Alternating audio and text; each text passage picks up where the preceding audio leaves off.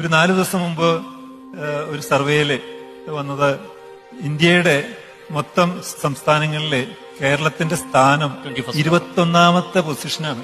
ഞാൻ എന്നിട്ട് നോക്കി, ഓക്കെ, ആരാണ് 22ഉം 23ഉം 25ഉം 26ഉം എന്ന് നോക്കുമ്പോ അത് ആസാമിന്റെ ഒക്കെ അപ്പുറത്ത് കിടക്കുന്ന ഈ കൊച്ചു കൊച്ചു സംസ്ഥാനങ്ങളാണ്. ഞാൻ ആ കണക്കുകൾ നോക്കി. അതായത് സൗത്ത് ഇന്ത്യയിലെ എല്ലാ സംസ്ഥാനങ്ങളിലെയും പുറകിലാണ് നമ്മൾ നിൽക്കുന്നത്. ബാക്കി തമിഴ്നാടായാലും ശരി, കർണാടകയായാലും ശരി, ആന്ധ്രയായാലും ശരി, അവരെക്കാളൊക്കെ പുറകിലാണ് നിൽക്കുന്നത്.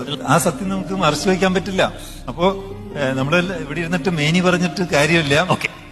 അതായത് 10 പേര് വിചാരിച്ചാല്, കോട്ടെ 50 പേര് വിചാരിച്ചാല് ഒരു കലക്ക് കലക്കാൻ പറ്റുന്നുള്ള ഒരു ധാരണയാണ് നമ്മുടെ നാട്ടില്. അതിന് ആ സമയത്ത് കൃത്യമായിട്ട് പോലീസ് ഇടപെടുന്നില്ല.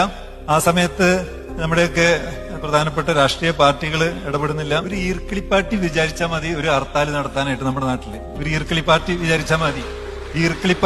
പാർട്ടികൾ ഹർത്താൽ നടത്തട്ടെ. പക്ഷെ ഈർക്കിളിപ്പാർട്ടി നടത്തുന്നത് ഈ വൻകിട പാർട്ടികൾ പോലും കണ്ണടച്ചിരിക്കുകയാണ്. കാരണം നമ്മുടെ നാട്ടില് ഒരു, ഞാൻ പേരെടുത്ത് പറയുന്നില്ല, ഒരു വലിയ രാഷ്ട്രീയ നേതാവ് സത്യാഗ്രഹം ഇരുന്നിട്ടുണ്ട്. ഹർത്താലിനെതിരായിട്ട് സത്യാഗ്രഹം ഇരുന്നിട്ടുണ്ട്. ആ രാഷ്ട്രീയ നേതാവ് പിന്നീട് ആ പാർട്ടിയുടെ ഏറ്റവും തലപ്പത്ത് വന്നിട്ട് പോലും അദ്ദേഹം പിന്നെ ഹർത്താൽ ആഹ്വാനം ചെയ്യുന്നു.